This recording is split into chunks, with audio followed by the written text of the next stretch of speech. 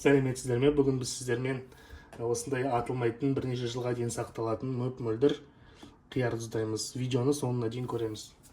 Ал қиярымызды тұздауға біз кіріспес бұрын бірінші осы специяларымызды қайнаған ыстық суға құйып салып қоямыз.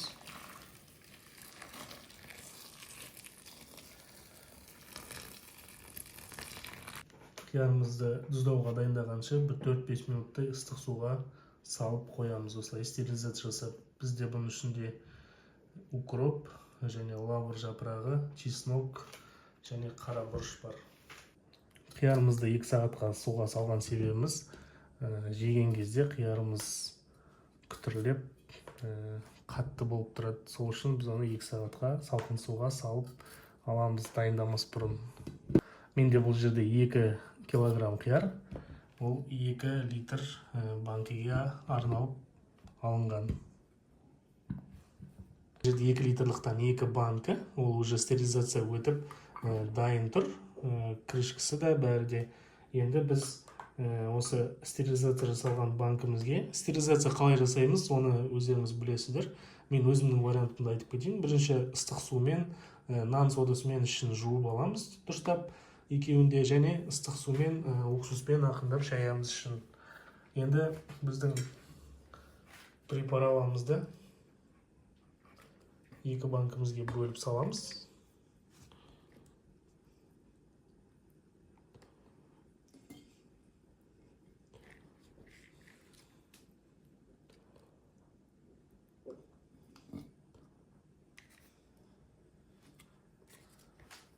Лавр жапырағынан саламыз. Лавр жапырағынан саламыз.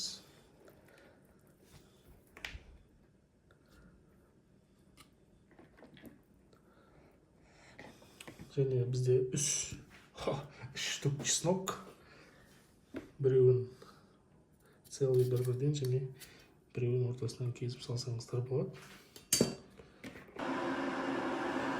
Және үстіне қара бұрышымызды саламыз.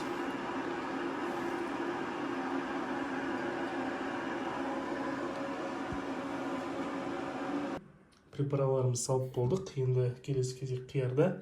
Біз қиярды тығыздап, бірінші астына үлкендерінен бастап саламыз. Қиярларымызды осылай тұрғызып, банкымызды өзімізге удобно қылып ұстап алып барып саламыз. Осылай тұрғызып қойған негізі дұрыс.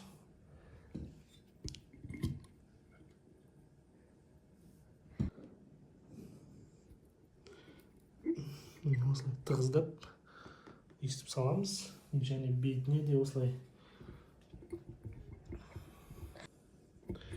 Енді бетіне де осылай жақсылап.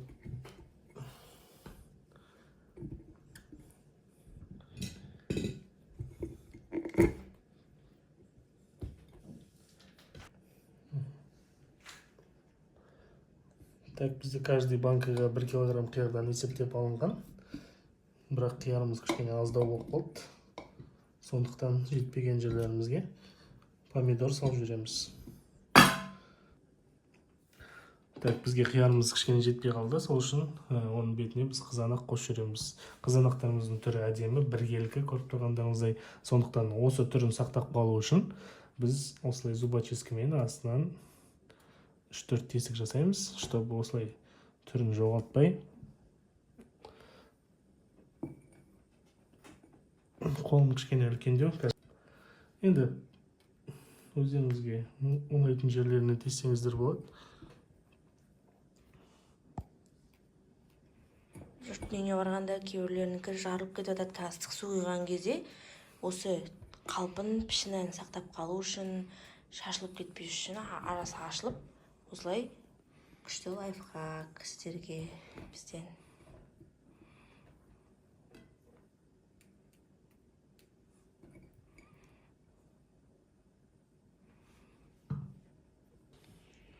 Помидордың үстіне тигізбей, осылай қиярлардың үстіне құямыз.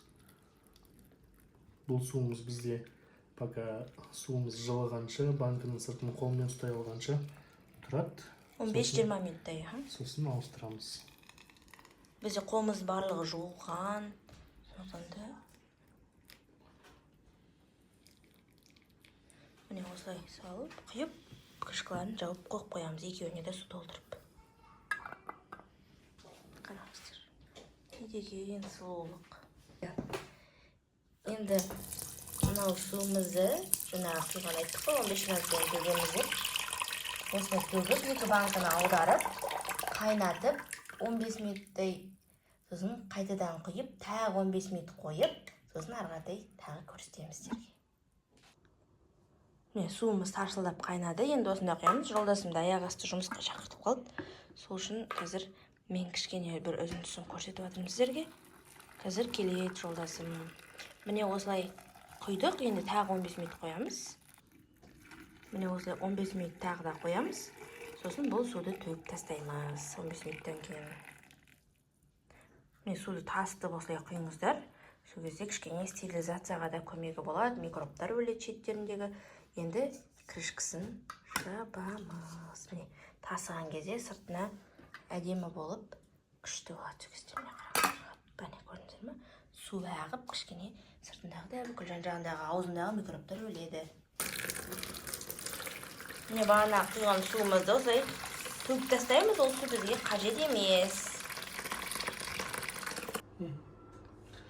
Так, суымызды қайнатып алдық. Енді бұған үлкен ас қасықпен 5 қасық қант саламыз. Бұл бізде жаңағы осы өзіміздің 2 литр. 2 литрлықтан 2 банкыға сразу есептеп құйып жатыр. Сонда получается 1 банкыға 2,5 қасықтан. Енді дүз саламыз.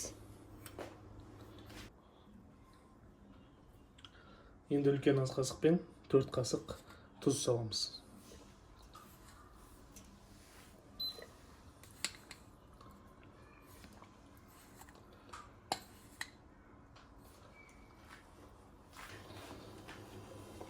Енді осыған 2 шай қасық уксус қосамыз. Мен үлкен ас қасықпен 1 қасық құямын. 9% уксус. 9% уксус ерігенше араластырамыз. Және 2 банкымызға бөліп құямыз. Енді осы суымызды 2 банкымызға бөліп құямыз.